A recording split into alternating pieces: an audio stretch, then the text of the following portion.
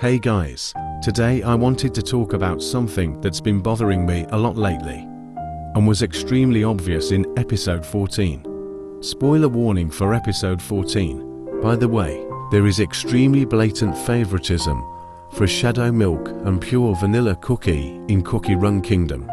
It is starting to get really old, and it has slowly made it hard to enjoy their characters because of how much they're being milked, especially Shadow Milk, pun not intended. Shadow Milk has the most obvious favoritism by far, with him constantly showing up on promotional imagery, and commonly having cameos inside of different updates. For the 5th anniversary, the release of Dark Enchantress, I'm pretty sure he got more merch than she did. How does that make any sense? It feels like they've been using him to milk his popularity, and this was the most clear in episode 14. I want to let you guys know, I did actually enjoy his section in episode 14. It was well made, and you can tell that a lot of thought was put into the story. I actually found the lore very fascinating. The animations were gorgeous, and I liked seeing more of what his powers could do. If only they gave that treatment to all of the Beast cookies. Mystic Flower and Burning Spice had extremely basic fights, and had little to no animation for their portions at all. They felt rushed, like the devs put all the effort into Shadow Milk's zone, and didn't care much about the others, especially these two. This has been a trend since they released, being sidelined and barely getting any core content. Eternal Sugar's zone was better than Mystic Flower and Burning Spice. I think the mouths opening in the ground was really cool.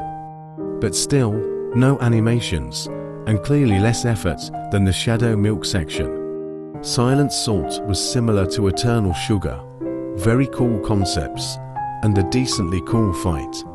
I think Silent Salt was treated the best out of the 4 I just spoke about.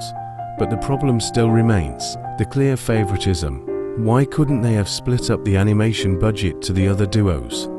I would have loved to see the mouths splitting open the ground in Eternal Sugar's fight animated, maybe seeing Burning Spice crushing his opponents, or even Stormbringer striking Mystic Flower. It could have been sick to see some new animated content for Burning Spice and Mystic Flower, who never really get any. But nope. More Shadow Milk, more Pure Vanilla. It gets to a point, it's starting to feel like they're trying to have Shadow Milk be the main villain, even though it's meant to be Dark Enchantress Cookie. I'm pretty sure he's also had more animated cutscenes than Dark Enchantress in her own update, which is diabolical. I think the story is facing more harm than good, with how much they have been shoving him into every single update, and every single moment they can. At this point, I wouldn't be surprised if they redeem Shadow Milk, something I frankly really don't want, and continue to have him as an important character, just so they don't have to stop using him after this story concludes. So yeah, it sucks that such an interesting duo is being used in this way and shoving so many awesome cookies into the background. That's all I had to say. Feel free to share your thoughts in the comments. Sorry if this sounds like a lot of rambling. I really just wanted to say something, because I feel like not enough people talk about this issue. Thanks for watching.